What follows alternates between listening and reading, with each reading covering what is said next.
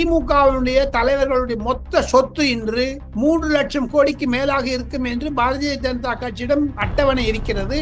அதைத்தான் நயினார் நாகேந்திரன் ஜூலை மாத இறுதியில் ஆளுநர் RN ரவியிடம் பெட்டிஷனாக கொடுக்க இருக்கிறார். அதையெல்லாம் ஒன்று சேர்ந்தால் திமுக சிங்கிள் டிஜிட்ல தோத்து போனாலும் ஆச்சரியப்படுவதற்கு அது மாதிரியான பொதுமக்களிடம் இருந்து விரோத சக்திகள் பொதுமக்களிடமிருந்து திமுகவை தூரக்கு பண்ணி விட்டாங்க. பொதுமக்கள் ஆவலுடன் இருக்கிறார்கள் திமுகவை என்று வீழ்த்த வேண்டும் என்று. விசிகாவுடைய தலைவர் திருமாவளவன் உதயநிதியை எதிர்க்கிறார். சில காங்கிரஸ் தலைவர்கள் டெல்லியில் முகாமிட்டு செல்வ பெருந்தகை எதிர்க்கிறார்கள். அவர்கள் எல்லாம் திமுகவிற்கு எதிராக செயல்படுகிற தலைவர்கள். ஜோதிமணி, மாணிக் தாக்கூர் போன்றவர்கள் அவர்கள் எல்லாம் ராகுல் காந்தியுடைய காதில் தேனாக சொல்லுகிறார்கள் திமுக வெளியே வர வேண்டும் என்று. கண்டிப்பாக திமுக அதிமுக எந்த கட்சியில் இருந்தாலும் அது வறுக்க வரும். எனினும் ஆந்திரா ஹைகோர்ட் ஜட்ஜ்மெண்ட் சுப்ரீம் கோர்ட்டில் போய் தடை வாங்குவதற்கான ஏற்பாடுகளை செய்வார்கள். காரணம் இதில் தமிழ்நாடு தான் மூக்கடைக்கப்பட இருக்கிறது என்றுதான். எம்எல்ஏக்கள் தேர்தலில் ஆந்திரா ஹைகோர்ட்டுடைய தீர்ப்பு அதை காண்பித்து சில தனியார்கள் ரிசர்வ் தொகுதியில் கண்டெஸ்ட் பண்ணுவதை எதிர்ப்பார்கள். இதன் மூலம் திராவிட முன்னேற்ற கழகத்திற்கு ஒரு மாபெரும் இழப்பாகவும் வீழ்ச்சியாகத்தான் இருக்கும். ராஜா போன்ற தலைவர்கள் திராவிட முன்னேற்ற கழகத்தில் தொடர்ந்து இருந்தால்தான் உதயநிதி போன்றவர்களுக்கு தலைவலி அவருக்கு அதிகமாக கொடுப்பார் அடுத்த ஓரிரு வருடங்களில் என்பதுதான் ராஜாவினுடைய ஆதரவாளர்கள் என்னிடம் தெரிவிக்கிறார்கள். சிவா,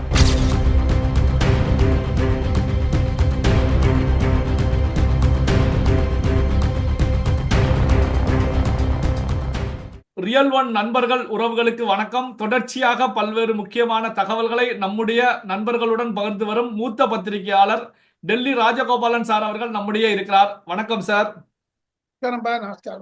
திமுகவுடைய மாவட்ட செயலாளர்கள் கூட்டத்தில் ஸ்டாலின் அவர்கள் முன்வைத்த ஒரு கருத்து தான், தன்னுடைய கட்சியினருக்கு முன்வைத்த கருத்து தான் மிக முக்கியமானதாக பார்க்கப்பட்டுகிட்டு இருக்கு.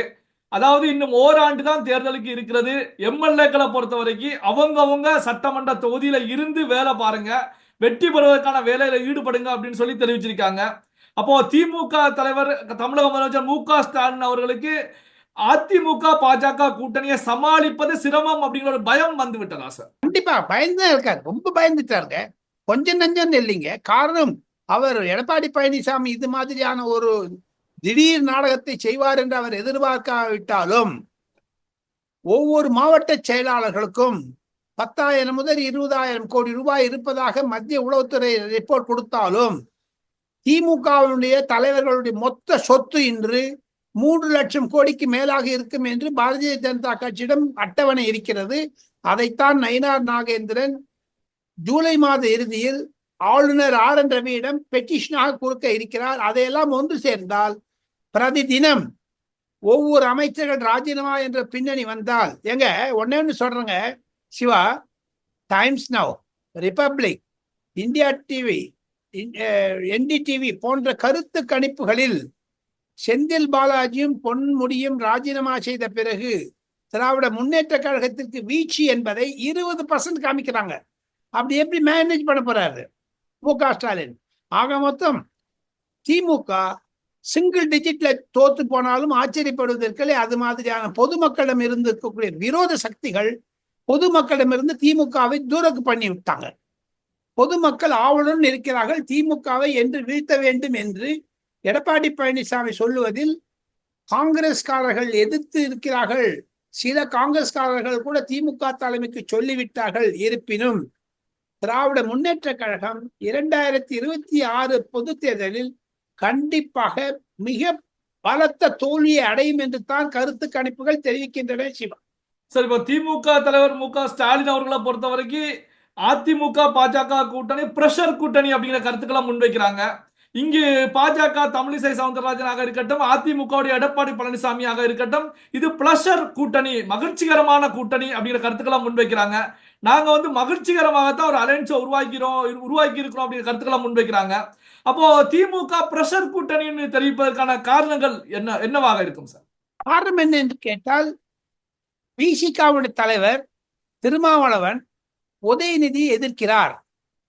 சில காங்கிரஸ் தலைவர்கள் டெல்லியில் முகாமிட்டு செல்வ பெருந்தகை எதிர்க்கிறார்கள். அவர்கள் எல்லாம் திமுகவிற்கு எதிராக செயல்படுகிற தலைவர்கள். ஜோதிமணி, மாணிக் தாக்கூர் போன்றவர்கள் அவர்களெல்லாம் ராகுல் காந்தியுடைய காதில் தேனாக சொல்லுகிறார்கள் திமுகவிலிருந்து வெளியே வர வேண்டும் என்று. இது மாதிரியான பிரஷர் வந்ததுனால்தான் அது பிரஷர் கூட்டணி என்று சொல்லுகிறார்கள் திமுகவை பற்றி சில பாஜகவினர். ஒன்னே ஒன்று சொல்றாங்க, நிர்மலா சீதாராமன் சென்னையில் வந்திருந்த போது பேட்டி அடித்தார், ஒரு எம்பி என்னுடன் தொடர்பில் இருக்கிறார் என்பது, பாராட்டுகளை தெரிவிக்கிறார், தமிழக அரசாங்கத்தின் மீது சில புகார்களை தெரிவிக்கிறார் என்று. அந்த எம்பி கனிமொழித்தான் என்று நிர்மலா சீதாராமனை மறைமுகமாக சொல்லிவிட்டார். அதிலிருந்து ஒன்று தெரிகிறது, திமுக இப்படி பாருங்க, இதை வாங்க, அப்படி பிரிஞ்சிச்சு, ரெட்டை பிரிஞ்சிச்சு. சார், ஆந்திரா குண்டூர் ஹைகோர்ட்டை பொறுத்த வரைக்கும் அதிரடியான தீர்ப்பு ஒண்ணு கொடுத்திருக்காங்க. என்ன அப்படின்னா ஒரு ஃபாதிரியார் ஒருத்தர் ஒரு 2-3 நபர்கள் மேல ஒரு வன்கொடுமை தடுப்பு சட்டத்தின் கீழ ஒரு வழக்க பதிவு பண்றாங்க. அதாவது என்னை சாதி பெயரை சொல்லி இவர் திட்டினார் அப்படின்னு சொல்லி வழக்கு பதிவு செய்யறாங்க.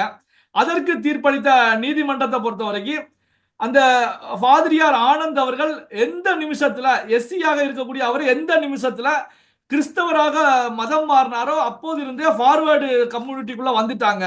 அதனால வன்கொடுமை தடுப்பு சட்டத்தை பயன்படுத்துவதற்கு அவருக்கு தகுதி கிடையாது அப்படின்னு சொல்லி தீர்ப்பு கொடுத்திருக்காங்க. இதை எப்படி சார் பாக்குறீங்க? இது வழக்கறிஞர்களிடையே இருக்கக்கூடிய கருத்து வேறுபாடு. நீதிமன்றத்தை பற்றி நாம் எதிராகவோ சாதகமாகவோ சொல்லக்கூடாது. நீதிமன்றம் கொடுத்த தீர்ப்பை மதிக்க வேண்டும் என்பதுதான் என்னுடைய கருத்து. நீதிமன்றங்கள் சில சமயத்தில் தங்களுடைய கருத்துக்களை நன்றாகவோ எதிராகவோ சாதகமாகவோ பாதகமாகவோ பிரிப்பித்தாலும் வழக்கறிஞர்கள் மீதுதான் நாம் குற்றம் சாட்ட வேண்டுமே தவிர நீதிமன்றத்தின் மீது வழக்கறிஞர் சொல்வதை வைத்துதான் நீதிமன்றம் சொல்லுகிறார்கள். ஆக இந்த பின்னணியில் பார்த்தால் நீதிமன்றம் வரவேற்பது, நீதிமன்றத்தை கருத்தை வரவேற்பது, எனினும் சில தீர்மானங்கள் மீது அரசியல்வாதிகள் அரசியல் செய்வதை தவிர்க்க வேண்டும் என்பதுதான் என்னுடைய தனிப்பட்ட கருத்து. சிவா சார், இப்போ அங்கு கொடுக்கப்பட்ட தீர்ப்பு தமிழகத்திலையும் ஒரு சலசலப்பா உருவாக்கி இருக்கு. காரணம் என்ன அப்படின்னா, கடந்த காலங்களில் தேர்தல் சமயத்துல தனித்தொகுதியில போட்டியிட்டவர்கள் சிலர் கிறிஸ்தவர்களாக இருந்து கொண்டு தனித்தொகுதியை பயன்படுத்தி இருக்காங்க அப்படின்ற கருத்துக்கள், விமர்சனங்கள் அப்போ முன்வைக்கப்பட்டது. அப்ப தமிழ்நாட்டிலையும் இப்ப இருக்கக்கூடிய எம்எல்ஏக்கள் எம்பிக்களுக்கு நெருக்கடி சிக்கல் ஏற்படுமா சார்? வரும், கண்டிப்பாக. திமுக அதிமுக எந்த கட்சியில் இருந்தாலும் அது வறுக்க வரும். எனினும் ஆந்திரா ஹைகோர்ட் ஜட்ஜ்மெண்ட்டை சுப்ரீம் கோர்ட்டில் போய் தடை வாங்குவதற்கான ஏற்பாடுகளை செய்வார்கள். காரணம், இதில் தமிழ்நாடு தான் மூக்கடைக்கப்பட இருக்கிறது என்றுதான் என்னுடைய கருத்து. சிவா சார், இப்போ எம்பியாக இருக்கக்கூடிய ஆர் ராசா மீது கூட விமர்சனங்கள் முன்வைக்கப்பட்டது. அவருடைய மனைவி கிறிஸ்தவத்தை சார்ந்தவர். ஆர் ராசா கூட கிறிஸ்தவத்துக்கு மாறி விட்டார் அப்படிங்கிற செய்திகள் வந்துட்டு இருந்துச்சு. அப்ப அவருக்கு எப்படி தனித்தொகுதி கொடுக்க முடியும் திமுக அப்படிங்கிற விமர்சனங்கள் முன்வைக்கப்பட்டது. இப்ப இந்த தீர்ப்பு இது போன்ற நபர்களுக்கு பாதிப்புகளை ஏற்படுத்தும்ல சார்? சிவா, ஒரே ஒரு ரகசியத்தை சொல்லட்டுமா? இது மூலமாக திமுக ஊழியர்களுக்கு ஒரு விழிப்புணர்ச்சி வேண்டும். ரிட்டர்னிங் ஆபீசர் சொல்வதுதான் முடிவு. ஆர் ராஜாவிற்கு எதிராக சில கருத்துகள் இருந்தாலும் சுப்ரீம் கோர்ட்ல போய் தான் தீர்வு அடைய வேண்டும். எனினும் எம்எல்ஏக்கள் தேர்தலில் ஆந்திரா ஹைகோர்ட்டுடைய தீர்ப்பு அதை காண்பித்து சில தனியார்கள் ரிசர்வ் தொகுதியில் கண்டெஸ்ட் பண்ணுவதை எதிர்ப்பார்கள். இதன் மூலம் திராவிட முன்னேற்ற கழகத்திற்கு ஒரு மாபெரும் இழப்பாகவும் வீழ்ச்சியாகத்தான் இருக்கும். ஆர் ராஜாவை பற்றி கேட்டீர்கள். ஆர் ராஜாவுடைய கூட்டத்தில் எப்படி மின் விளக்கு அவர் மீது விழுந்த வீடியோவை நான் பார்த்தேன். அவரிடம் அனுதாபம் தெரிவதற்காக உடனே போன் செய்தேன். இருப்பினும் ஆர் ராஜா போன்ற தலைவர்கள் திராவிட முன்னேற்ற கழகத்தில் தொடர்ந்து இருந்தால்தான் உதயநிதி போன்றவர்களுக்கு தலைவலி அவர் அதிகமாக கொடுப்பார் அடுத்த ஓரிரு வருடங்களில் என்பதுதான் ஆர் ராஜாவினுடைய ஆதரவாளர்கள் என்னிடம் தெரிவிக்கிறார்கள். சிவா சார், இப்போ திருமாவளவன் அவர்கள் இது போன்ற ஒரு தீர்ப்பு வெளியான பிறகு ஒரு கருத்தை முன் வச்சிருக்காங்க.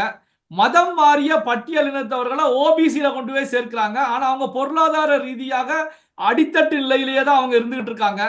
கிறிஸ்தவ மதம் மாறினாலும் கூட சாதியின் ஒடுக்குமுறைகள் அங்கும் இருக்கிறது அப்படிங்கிற கருத்துக்களை முன்வைக்கிறாங்க.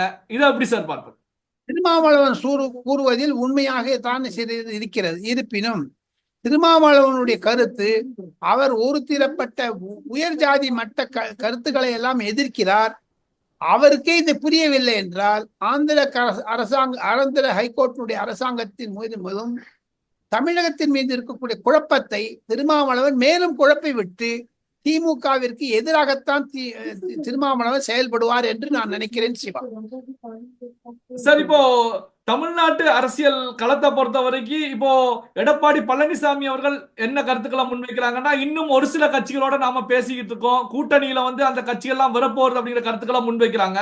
இப்படியான சூழ்நிலையில தமிழக பாஜக தலைவர் நயினார் நாகேந்திரன் அவர்கள் இபிஎஸ் சென்று சந்திச்சிருக்காங்க. இந்த சந்திப்பை எப்படி சார் பாக்குறீங்க? அந்த சந்திப்பு என்பது வழக்கமாகிவிட்டது.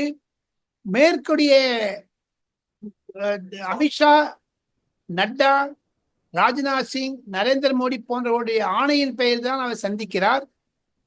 எடப்பாடி பழனிசாமி சந்தித்தவுடன் நயினார் நாகேந்திரன் தொலைபேசி மூலமாக அமித்ஷாவிற்கு தெரிவித்து விட்டார் என்பதை நான் ஊர்ஜிதப்படுத்த தயாராக இருக்கிறேன். தொண்டர்களிடம் நன்றாக பழகுங்கள், தொண்டர்களுக்கு அதிமுக பாஜகவுடைய இணைப்பு வேண்டும் என்பதற்காகத்தான் நயினார் நாகேந்திரன் தீவிரமாக செயல்பட்டு வருகிறார். இதன் மூலம் வரக்கூடிய நாட்களில் கண்டிப்பாக அதிமுக பாஜகவுடைய ஒற்றுமை அதிகமாகும் என்று சொல்லிக்கொண்டு கடைசி கேள்விக்கு பதில் சொல்லி நான் விடைபெறுகிறேன். ஒரு ஆங்கில தொலைக்காட்சிக்கு நான் பேட்டி தருவதாக இருப்பதனால் தங்களிடம் அடுத்த வாரம் மீண்டும் நிறைய சொல்ல ஆசைப்படுகிறேன். சிவா, பல்வேறு முக்கியமான தகவல்களை நம்முடைய உறவுகளுடன் பகிர்ந்து கொண்டதற்கு நன்றி சார்.